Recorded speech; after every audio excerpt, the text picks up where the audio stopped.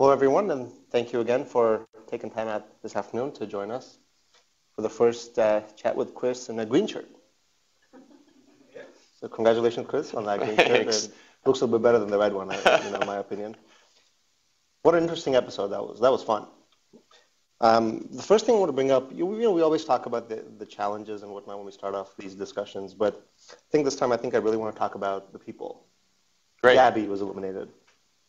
Very obviously, people on the former Red Team members were a little upset. Chee in particular was a little bit upset. Can you talk about sort of the morale and the dynamic with her being eliminated? Gabby has, she's garnered such a huge following, both, on TV and on Facebook and on Twitter. And yeah, I mean, lots of people just devastated, after Tuesday night. And, Gabby was such a, a heart and soul, part of the Red Team. And it was, she's a fierce competitor. I was so excited when we started this season, and and then when Gabby ended up on the Red Team, knowing that she has an Olympic shooting background, she's just a great team player, has a fantastic personality, and it was just heartbreaking when she got eliminated. And I guess to speak quickly a little bit on the Chee and Gabby dynamics, and we can I know there's a few questions, we can talk about it a little bit more later. But that they were such good friends. And you got to remember we're locked up in this house without access to internet, without access to the outside world, and so all of us really become good friends. But right naturally, some people become better friends with others.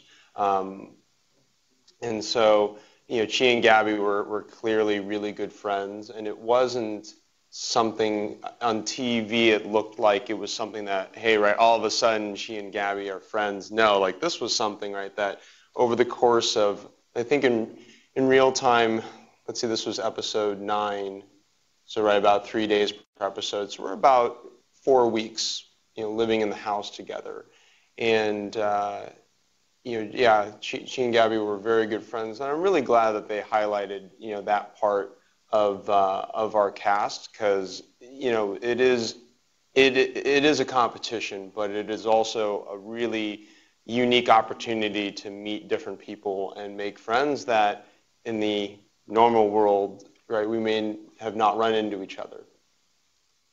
Chee obviously did not know when he went on to shoot the sniper rifle, that he was going to be effectively eliminating himself or Gabby.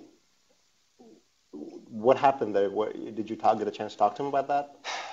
It was, it was so sad because, when Colby had explained the challenge, right, so he explained that the top 4 would be safe, and then the bottom 3 would be eligible for elimination, but then the last place person would be just going home.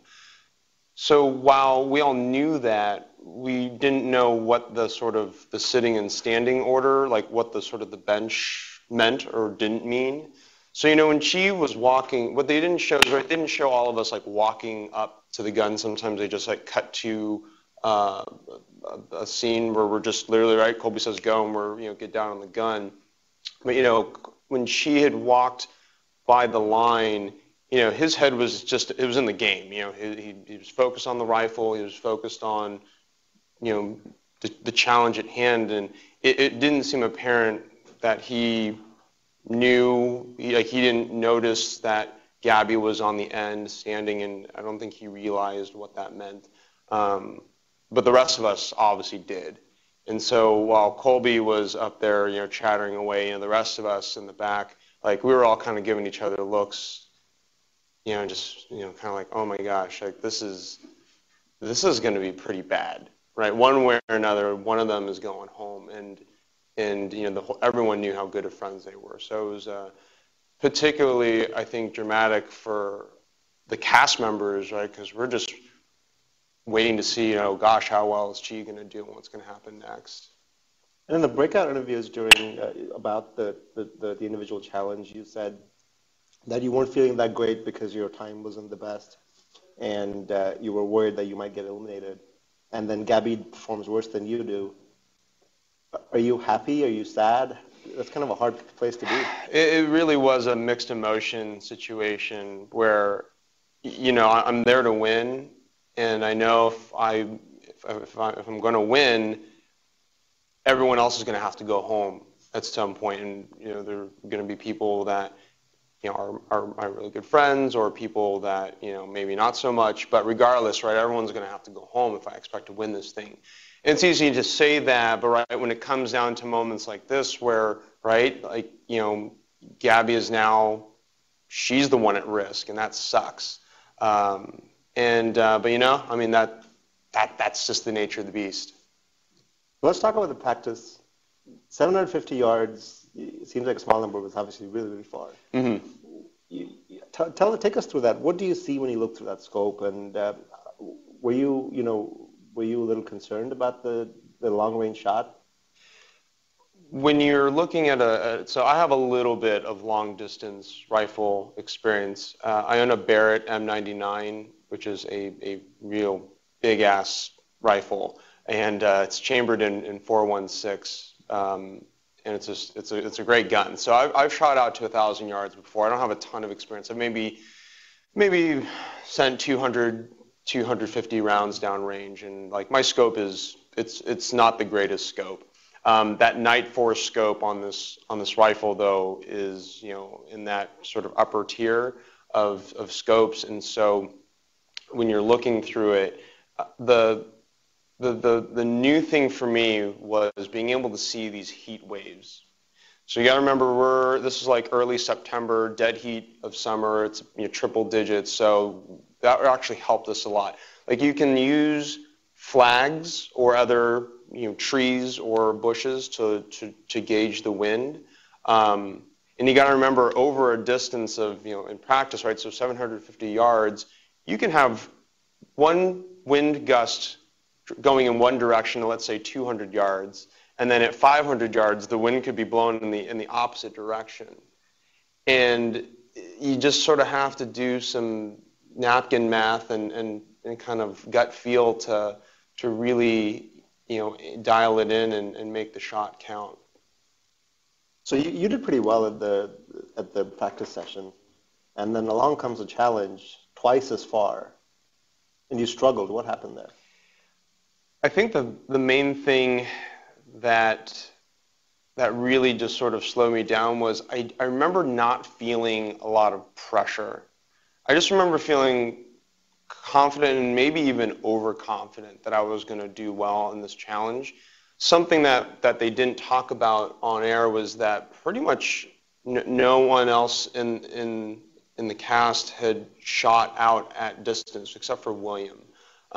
He had a little bit of long-range rifle experience. Or I guess, at the time, maybe no one else was talking about, right, their long-range rifle experience. So based on the information that I had, I was feeling really confident. But I think the problem with that is, I just didn't feel like there was any sense of urgency or pressure. I knew I had to, shoot quickly, but I just wasn't making. So there was that part. The second piece was I got thrown off after my first shot, landed. So, I aimed, when I took my first shot, let's see, if I remember correctly, I aimed level. Yeah, I think I just aimed I saw a left to right wind, so I aimed level, but off to the left. And then my shot landed high and to the right.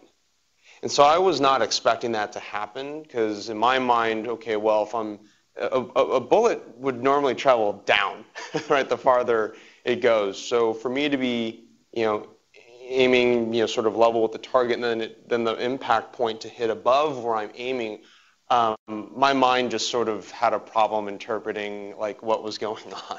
And so, right, then logic tells you, okay, well, if all the other conditions, right, the wind conditions, remaining the same, okay, I should be aiming lower left.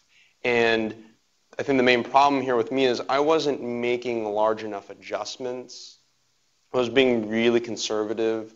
And I think what was going on in my mind as well, a minor adjustment, 1,500 yards back, by the time it travels that far, that little adjustment is it's gonna have a magnified effect. But even that said, I don't think I was making large enough adjustments. So contrast that to Augie. I mean, right, the guy just like killed it. I think it was like 37 seconds or something like that.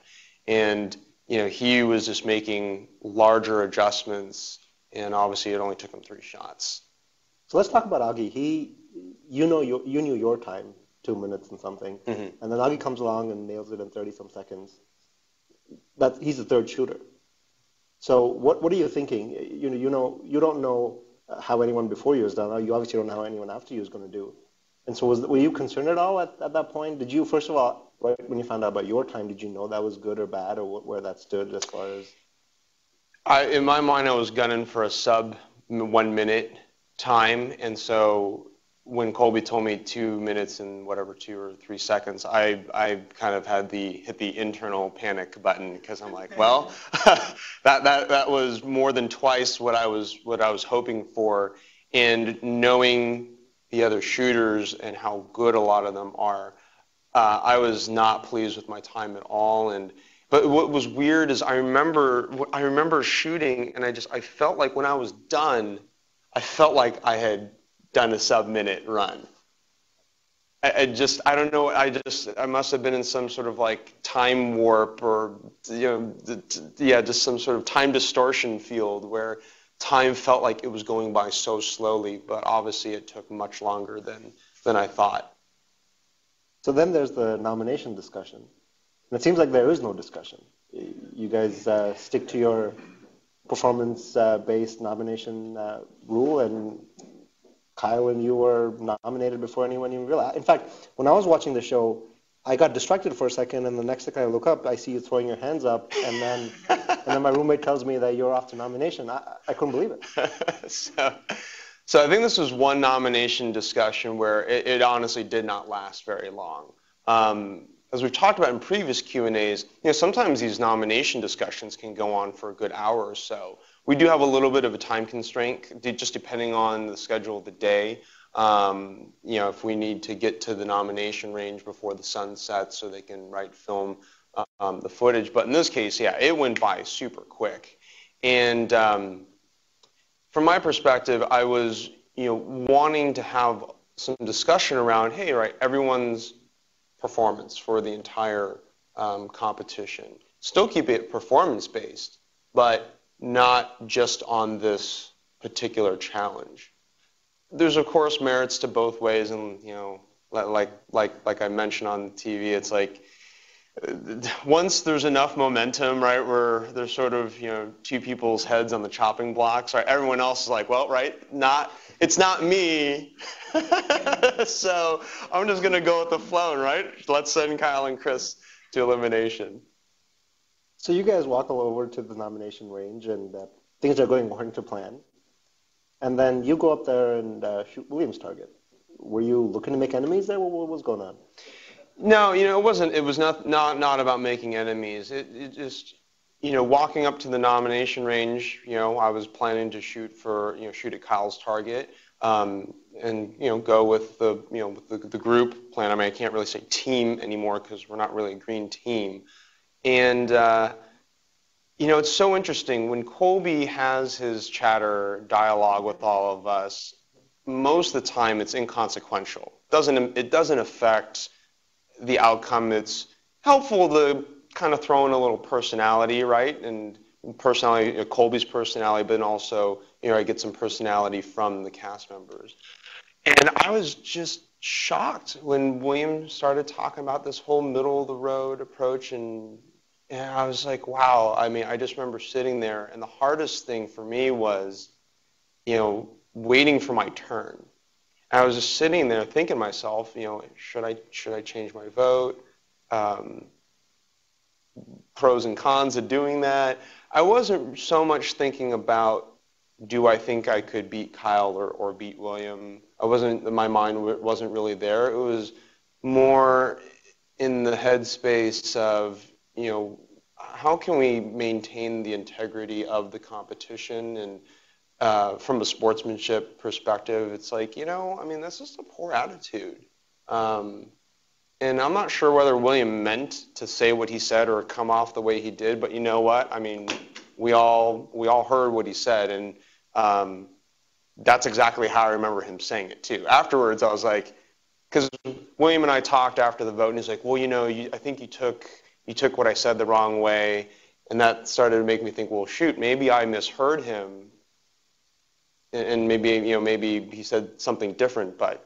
Yeah, no, last night, those are the exact words that I remember hearing, so I was very happy to see that clip.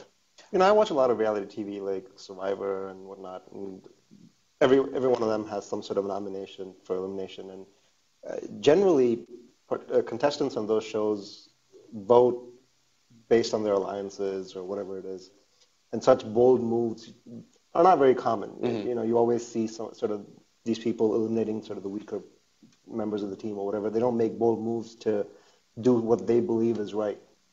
And honestly, I can't tell you how excited I was when you did that. I said, finally, someone on a reality show does something that's radical, that's different, that's against sort of the plan that was in place before. And then, obviously, Greg followed suit. What happened there? So, a few Q&As, ago, I was talking about how, the red team, we weren't really aware of Williams' sort of personality problems on the blue team. The blue team was very good about kind of, keeping their problems to themselves. But in the last, sort of in real time, in sort of the last week and a half, Williams' true colors were really starting to come through. And, I remember when I voted, Greg and I, we didn't have a chance to talk, but in my mind, I was like, well, you know what, I'm going to vote my mind, and we'll open this door for Greg. And I remember thinking to myself, I have a pretty good feeling that Greg is going to take the opportunity based on, I never heard Greg, explicitly say that he was like really upset at William, but sort of like reading the body language and sort of the way things were happening in the house and sort of out in the range, I sensed that there was some a little bit, not a little bit, but a fair amount of tension. So when I walked back after I took my shot, when I was walking back, Greg and I sort of, quickly blocked eyes, and I just sort of gave him like, one of these like head nod kind of motions. And one thing that they didn't air, and man, this is so funny. So when Colby says, "All right, Greg, your turn to shoot," Greg goes, "Well, that's it. I'm changing my vote." And so the rest of us, we knew what was going to happen. On air, I think it was good that they didn't include that clip of Greg saying that, because right now we're waiting to see what Greg is going to do. So you guys walk back to the house after this nomination range, and then what happens? What's the atmosphere like? Obviously, William, a strong-headed person, does not expect to get nominated, and there he is. I was reading my journal last night, and so every day, a lot of us, we were keeping notes in our journal. I'm really glad I did, because I wouldn't be able to remember some of these details and things I'm about to talk about. When we came back from the house, it was parts of it were really tense. William was clearly upset. He was really upset, and he was trying to do a good job of sort of keeping that to himself, and I think he did. But it was just written all over his face that he was really displeased with, being nominated, and then losing the that single target shootout between him and Kyle, which was amazing, by the way. Let me diverge for a second. So, in previous seasons of Top Shot, the way that they typically resolve these tiebreakers is Colby brings out this ammo box and he pulls someone's name, out of a box. And like I've always thought that was so lame. And so when Colby announced, right, that it's going to be a shoot-off closest to the bull, all of us like, oh, this is exactly the way that it should go down. And so that was great. So I think William was really frustrated and upset that one, right, he got nominated, two, that he lost that shootout. We came back and we were all cooking dinner. I distinctly remember the rest of us, we're just sort of happy-go-lucky. One of my fondest memories of being on Top Shot was, a lot of our meals were just great. We ate really well. Like we had a lot of good chefs, and in the backyard, sometimes you'll see, right, the shots of the backyard of the house. That deck there has the patio furniture and a fireplace, and we saw so many sunsets at dinner time. And we were eating outside and just enjoying each other's company. And we didn't have our cell phones, we didn't have computers or TV, and it was just a real simple, pure, enjoyable experience of like no distractions. We're all literally living in the moment. We don't have anything that's distracting us. So that was really great, having dinner with everyone. But William was he was there, but he wasn't saying much, and he was sort of sulking a little bit. So that was that was the dynamic back of the house. And so you go for practice, and there's this ancient Henry rifle. Ancient, maybe a little, not quite ancient, 1860. Old. Have you ever shot something like that before? I have shot a lever action BB gun before. I don't think it was a Red Ryder BB gun, but anyway, back when I was a kid, definitely had some time behind a lever action BB gun, but not the real thing. Only the kind of gun you see like in the movies or like cowboy westerns. So it was a real fun gun to shoot. The one thing they didn't show in practice was the gun was shooting high for me, and I was struggling with that a little bit. And especially when you're shooting offhand, and just a reminder, offhand means no support, right? So we're just standing. We can't lean the rifle on the table or anything. And so when you're aiming offhand, right, just little movements, right? I mean, make a big difference, and especially with those strip. I think it was a 1-inch strip. I think that's how thick it was, and it was And so it was aiming or was shooting high for me, and I'm adjusting that was sort of a problem. One fun fact about that Henry rifle is it was in 3:10 to Yuma, movie with Russell Crowe and Christian Bale. If you've never seen 3:10 to Yuma, I think it's a pretty great movie, a lot of fun. And so the armor, who is like the guy who's like handling all the weapons and doing all the safety checks, it's this company that rents out weapons to Hollywood and TV shows and such. And so he pulled me aside. He's like, the gun you have right there it was in 3:10 to Yuma. I was like, that's cool. How badass is that? So you said you struggled, but on TV you said you felt pretty confident. Is that because you improved over time in the practice range? Yeah, so eventually I dialed it in, but still, it's one of those things where I remember thinking to myself, all right, I ended the practice well, but come the elimination, is that problem going to creep back when the pressure and the stress is put on? And it did. They didn't. I swear I missed a lot more than what they showed on TV. Of course, that's my memory of things, but all my shots were just high, and I was just like destroying that the backing, on the targets. So you go into the elimination challenge, you're struggling, and then at some point you pick it up. What happened? I remember when Colby said go, it was literally one of those sort of just primal reactions where I literally just sort of, the thinking stopped. Like the thinking stopped and I just sort of went on instinct and I just started shooting and shooting and shooting. And even though I knew my shots were landing high because I just sort of turned the thinking part of my brain off, I just kept on just slinging lead downrange and it was so stupid. And like I've almost felt like a Neanderthal just, trying to, do the same thing over and over again and expecting a different result.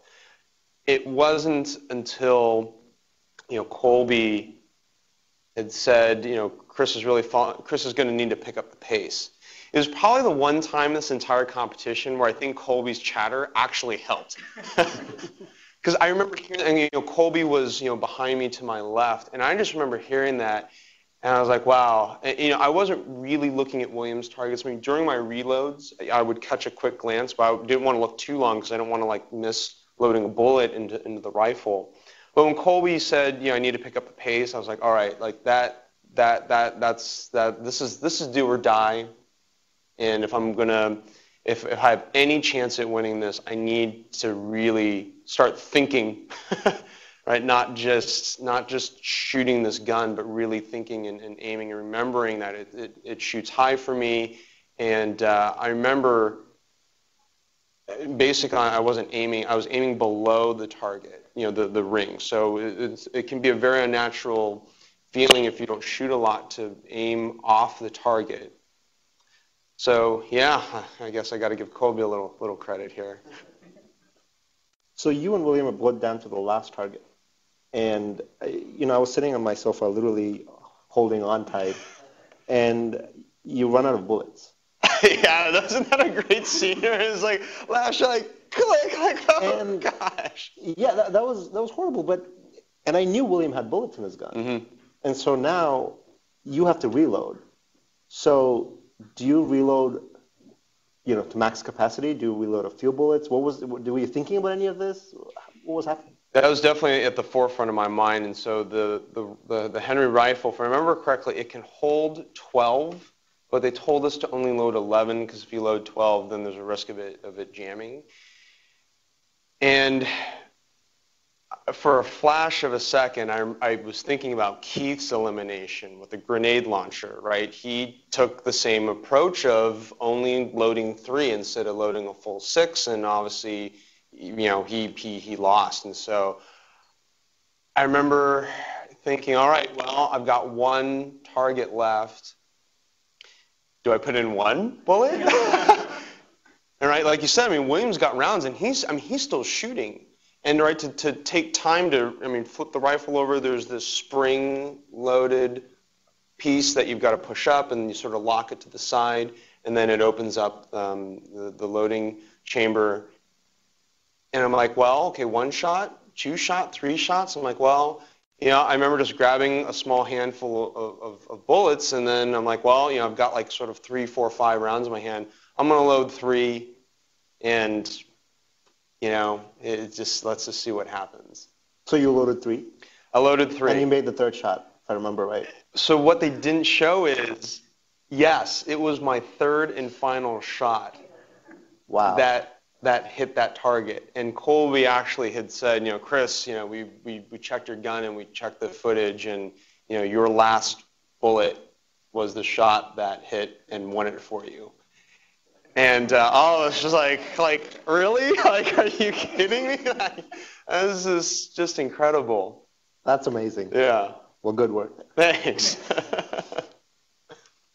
Did William say anything to you before he walked off, you or anyone else on the team?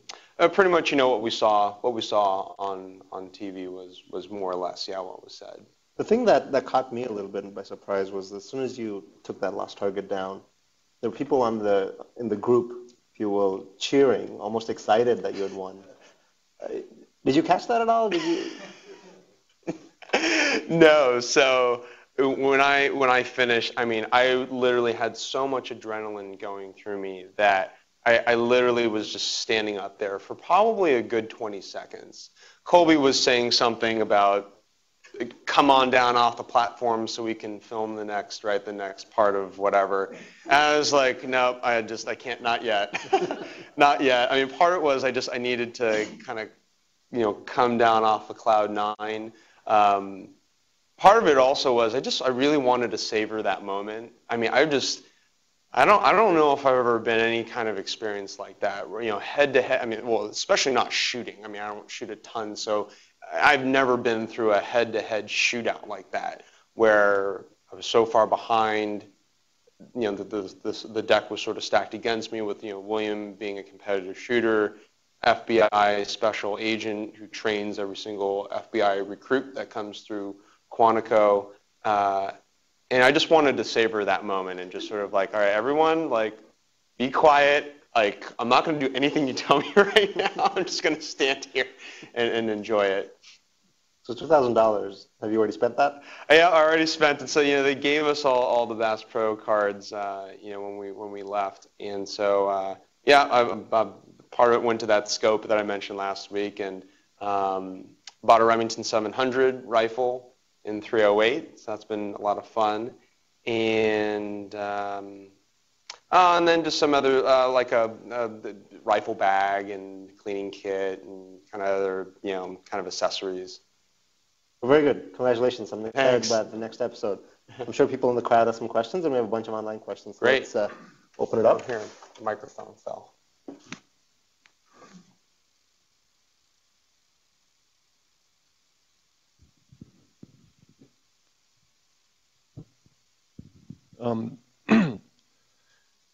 Congratulations, that was fantastic. Thanks. And one of the things I noticed too was when they were saying, we're going to shoot out to 1,500 yards, half the people went like, oh my gosh. And you were like looking up like bright-eyed. It was really, really interesting to see your attitude compared to some of the other competitors. That's interesting. I don't think I noticed that. Oh, I totally did. Like, 1,500 yards, you were like, cool.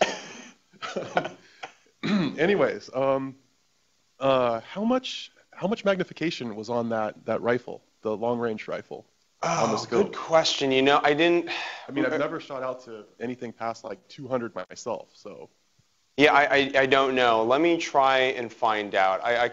I'm pretty sure I can find out, but I don't know. We didn't ask, and I didn't have anything in my notes. Okay, and was it set up with the bullet drop gradations so that you actually had to compensate, or was it already dialed in for that distance? So George Reines had dialed in the rifle, and he had told us that it was dialed in for 1,500 yards. I don't remember the specific reticle that was on the scope, but it was, it was either mil dot or something. There was something, that hash marks or whatever that could help us. Okay. And a quick note on your first comment. So, part of the reason why I was so excited about 1,500 yards is, so in California, we live in one of the most restrictive states for gun owners, and so most ranges, they top out at 1,000 yards, and even at 1,000 yards, they then have restrictions on the caliber, rifles that you can shoot. So a lot of ranges won't allow 50 BMG. My Barrett in 416 is not allowed in Sacramento. I've got to drive 3 hours south to a place called Coalinga, which is a great range, by the way, if anyone wants to go out to Coalinga to shoot. But so, 1,500 yards, like, I don't have any opportunity to do that in California. So I was super excited to do it on Top Shot, right? And we do things that we've never done before on Top Shot. So that was something very exciting for me. Okay, so you mentioned George. I Yep. think I remember him from season 2. Yes. How big is he? Because he looked huge when you went up to shake his hand. The man is a beast. He's a beast of a man. Nice guy. Also, we had a little bit of off-camera time to talk to both him and Kelly. And George, for those of you who didn't see season 2, he was sort of a vilified character who then redeemed himself by basically teeing up Chris Reed, who won season 2. He teed Chris Reed up for the win. Sort of, that's the summary there. And I think just like we're seeing with Greg, right? I mean, we're all multi-dimensional people, and we only saw what we saw on TV. But with George, yeah, I mean, he's a great guy.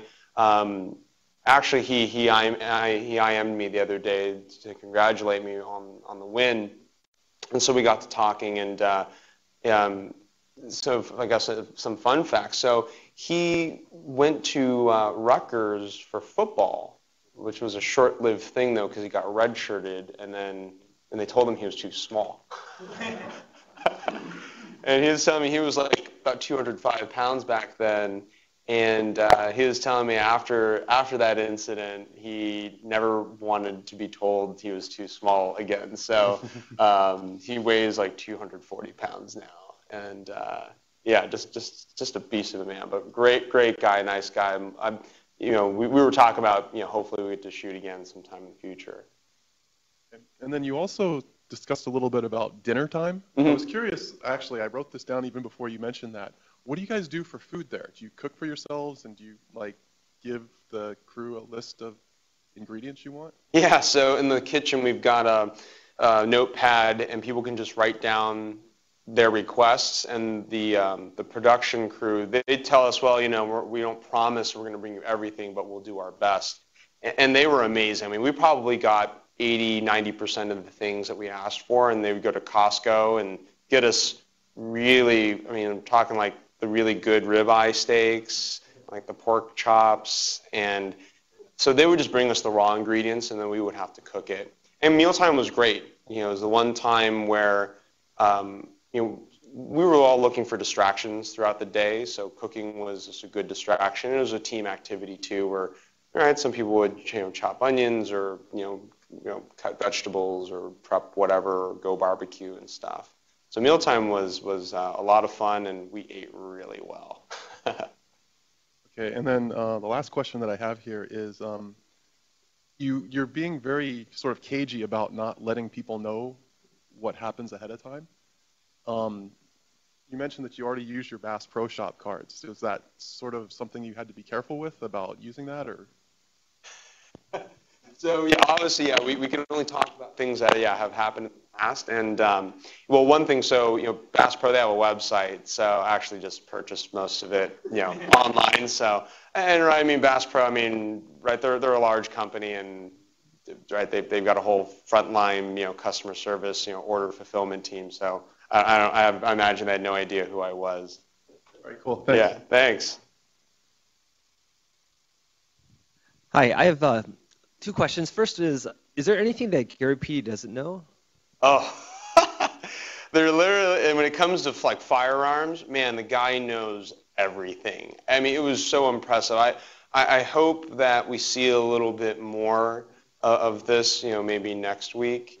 Because, man, the guy he knows the history and the people involved and their family history and quirks about the people, and it's just so interesting to, I think what's interesting for me is I think with the rise of the internet and Google, I think a lot of us, I'll speak for myself, I know I don't commit as much energy to memorizing things anymore when I know I can just Google it. And Gary, he's literally just this walking, talking encyclopedia, and it's just so impressive. I think in this day and age, where someone takes the time. Well, for him, he was saying he just has a natural knack for memorizing useless information. So good for him. Good, thank you. And the second question is more related to your experience with this lever action rifle and bolt action, which you probably have more experience with. Can you tell us a little bit more about how did that work? If you had to, do a mad minute with one, would you prefer one over the other? How does that work out in terms of cycling the rounds, accuracy, and just focus? Interesting question. I think in a sort of a mad minute scenario, I think to hold to sort of well, actually, you could probably, you could use a lever action rifle for sure. I would probably be able to do it faster with a lever action. I think just for me instinctively, it's just a more simple motion, right? It's just back and forth. But with a bolt action, you've got to go up and pull it back. And if you short stroke it, then you're going to have a cartridge jam. or if you don't close it hard enough, then you got to give it another tug. Yeah, there's just a lot more things, I think, with a bolt action where things could go wrong. But yeah, I guess to rewind to the Mad Men, I would have loved to try that and just to see how well I could have done. But maybe in a future life. That was really, really awesome to watch. If Thanks. TV were that great, I'd be watching a lot more of it all the time. But anyway, when you were stepping up to the 338, it looked like there were some guys that were, had some viewfinders that were kind of like spotting for you. Mm-hmm. They didn't tell you anything after your shots, right? You were completely on your own? Right. So the reason why they had a spotter was simply to check for a target that got hit but did not explode. Right. So those exploding targets, I don't know all the details, but it's like you got like two like kind of glass plates that are compacting that explosive material, and so when a round goes through it, it combines the chemicals and then it explodes. But they don't always explode and go off. Oh, right. So, you could be done with the challenge and it just might have been a malfunctioning target. Exactly. Right, exactly. So that's the only thing that the spotter was there for. Okay, got it. Cool. So you guys have been cut off from the world for like a while now in show time. Yeah. Is the internet withdrawal getting really bad, and is it getting more difficult to come up with things to do to keep yourselves occupied? I'd never been disconnected from the internet for that long. I remember, I was in Australia in like 2003, but that was like before like sort of smart. Actually, even then, I could go to an internet cafe, right? And I have a phone with me, but I could go to an internet cafe then. For me, I'm such a news junkie, and a large, source of news for me is online. I don't watch as much TV anymore for news. And so not knowing what was happening in the world was one of the hardest things for me to do. I wanted to talk to my family, my friends, like that was hard, but I really also it was killing me not knowing, what was going on. Some things that I found out that happened, when we all came back was like, Steve Jobs was ill again. The Motorola acquisition had been announced, right? So, right, that was August or something. Here we are in April. I'm trying to remember other interesting world events. But anyway, right, we were totally unplugged. And to your second question, so I don't want to give any spoilers away in case they do show this, but we did find some interesting things to do in the house that they did film. So we'll see if that makes it on air. And I'll talk about it, I guess, at some point when maybe if they don't air it, I'll mention what I'm referring to.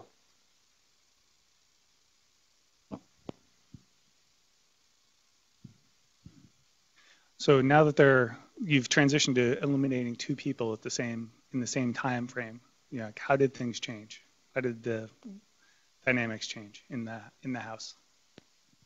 At that point, I think we all realized that, wow, it's definitely getting real, and and also I think for a lot of us that the finish line was sort of in sight, right? It was a little bit over the horizon, so that was exciting, right? To be in the top 6 out of 18, right?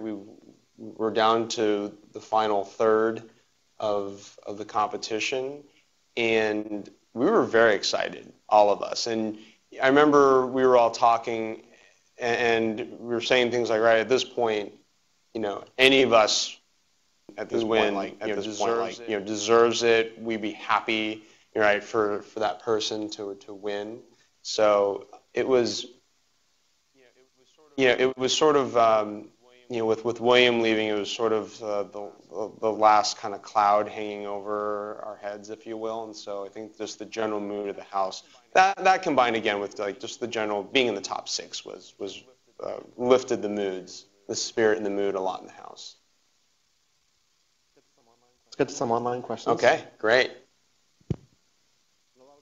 And a lot of these have been repeated by people in the crowd, so I'm going to skip over some of them. But Any idea how long it took for the bullet to hit the target after you pulled the trigger? I'm assuming they're talking about the sniper rifle there. Yeah, it probably took, wow, anywhere between maybe 2.5, 3 seconds. I'm really glad. I felt like that came across pretty well, right, on screen, where, man, it just, you right, take the shot, you're sitting there waiting. I remember thinking to myself on a few of my shots, I was waiting for so long, I was like, did I just miss? Completely, then finally I see a little, dirt puffed, come up. So, I probably, if you just time it on TV, you could see it, but it felt, when I was shooting, it felt like forever, because I'm just not used to waiting that long for feedback after a shot.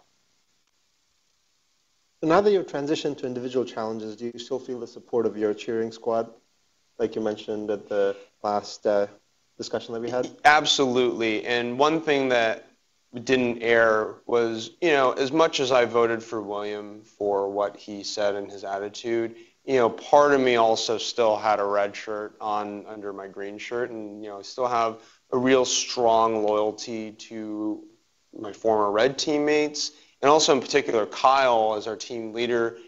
I basically consider him as a main key of helping me get as far as I've gotten in the competition. And that was, I'll be honest, yes, that was another reason why, I didn't vote for Kyle. So where do you go from here after you win Top Shot? So maybe I'll twist the question a little bit and say, well, if I won Top Shot, what would I do? I'd probably, I don't know, stay here at Google and, maybe take a vacation. Maybe lobby for a shooting range here on campus? So let me actually, a fan emailed me or he Facebook messaged me.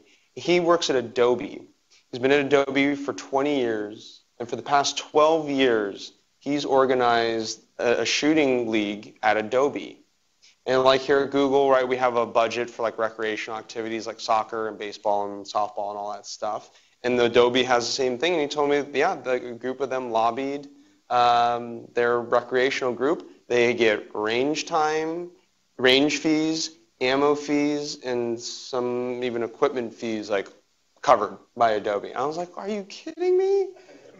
And so, I'm going to, for militia folk on VC here, like we need to open up a thread and kind of figure out, and they go to Reed's, which is an indoor range right down the street here, and they do it monthly. They have a wiki, and they have, post scores and stuff. So who knows? We'll see what comes next. Or maybe you can threaten to go to Adobe and see then everything will fall into place right away. Yeah, exactly. All right. It only shows up for a couple of seconds at the start of the episode, but what was all that stuff on Dylan's target in the house? Looked like there was an arrow and a piece of paper stuck to it and whatnot. One thing we did, which I loved that our season has done and other seasons have not done. One, we had these nice targets, and they actually had this big bullseye wood board that we're not, nailing things up on. But after every elimination challenge, we would take shell casings or whatever sort of piece of the challenge was, and we'd put it on that person's target. So, there was just, sort of this nice memorabilia and mementos, if you will, up on the board. And do you get to keep the target with your name on it? So the funny thing is, there's the art department who's in charge of sort of all of these kind of things. They told us that they throw everything away unless competitors ask for things. So thankfully, we asked for all the stuff we could get afterwards. So yeah, all of us have our targets, which is also another great keepsake memento. Maybe it'd be a good thing to bring it in one day and Google at it. I could possibly do that. Now, do you find it odd that Colby refers to you and Chee by your full names? Like Chee Kwan and Chris Cheng and everyone else is just their first name? It's funny that this is not a thing that has only occurred on the show. This sort of happens in real life for me also, just in my normal day-to-day routine where, even my good friends, like, I don't know, when we, meet up at a bar, they'll be like, Chris Cheng, good to see you. I'm like, okay, thanks for using my full name. I don't know why. My guess is that it's just 2 syllables. Chee, Kwan, Chris Cheng, and I don't know, I don't know, right? The other, Kyle Sumter, William Bethards. I don't know, right? Maybe there's just too many syllables for Colby to say for TV. And obviously he can say them, but for TV, I don't know, maybe it just sounds better. Well, whoever asked that question might be a good thing to put this on Colby's Twitter feed. Ah, very good. That would be. Colby's very good at responding to tweets, so I would totally encourage someone to tweet at him and see what he has to say about that. He's also snarky. He has some great snarky replies too. So. Well, there you go. Might make it some interesting conversation. So David Tran apparently researched Chee and found out that he goes by Danny, but not on the show. Why not? It's actually something I didn't talk to Chee about. I actually didn't find out about that until we all came home and we all started, Facebook friending each other. Because his personal Facebook profile is Danny, but then his Top Shot profile, like his Facebook fan page, is Chee. Maybe it's just a way for him to, sort of keep his personal Facebook account from getting friend requested all the time, which is a very smart move because, I usually get about 20 Facebook friend requests a week to my personal account. I don't Facebook accept requests from anyone that I've not met in person that I don't know. And that was a tip from previous Top Shot alumni, which is great. We have a private Facebook alumni group, so they were sharing a bunch of tips and tricks. And they said definitely do not accept friend requests from random people because they will stalk you and all sorts of stuff. So drive them to your fan page. Yeah. How small was the actual target at 1,500 yards? What could you see? How big did it look through the scope? In real size, it was a 30-inch square target, but man, I don't think they did as good of a job on TV really showing how far away that was. I think on TV they actually made it look pretty big, but to the naked eye, that thing was just as tiny. Literally smaller than a dime in size. In the scope, it was better. The magnification. I don't remember exactly what the magnification was, but you could see it. It wasn't huge, but it was you had a really good side picture. So has your participation in Top Shot encouraged coworkers to try their hand at shooting? Yeah, absolutely. I'm actually taking a coworker who's here today to the range on Saturday, and it's gotten to the point where I'm actually charging for lessons and for my time because I get so many requests. As much as I'd love to do this all for free, it's expensive and obviously it takes up time. So I've been taking a lot of coworkers shooting and getting messages from a lot of Googlers and also a lot of other tech folks on Twitter and Facebook saying I need to go shoot, and watching Top Shots made me want to go shoot, which is great. I think for me, a goal of coming on to Top Shot is really expanding the sport, right? And showing that you don't need to be in the military or law enforcement to go shoot and to enjoy it.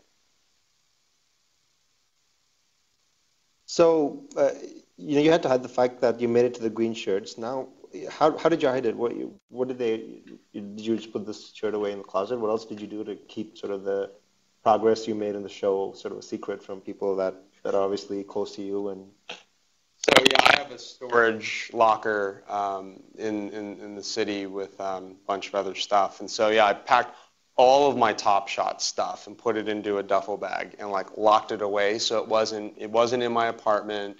No one could just accidentally stumble upon some Top Shot paraphernalia and read into it. So while starting to shoot at age 6 as self or parent taught, Matt, who asked this question, doesn't expect that you would have ever shot the lever action gun, but were you surprised that William had never actually shot that? I wasn't too surprised that William had never shot, because I don't think lever action rifles are super common. There's a number of hunting rifles that are lever action. You can get them, they're not hard to get, but I would say lever or bolt action are still sort of the standard rifles that people shoot. So many of the competitors struggled with guns that they've never shot before or sort of completely different from the stuff that they generally shoot. You seem to have generally done pretty well with pretty much all sorts of guns. What makes someone a good all-round shooter?